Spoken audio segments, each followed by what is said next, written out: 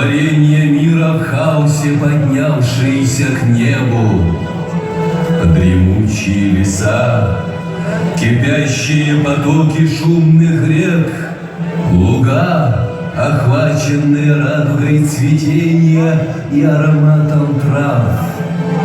И гордый человек, готовый умереть за дружбу, честь, свободу. Все это с незапамятных времен наречено в поэзии народа страной былин.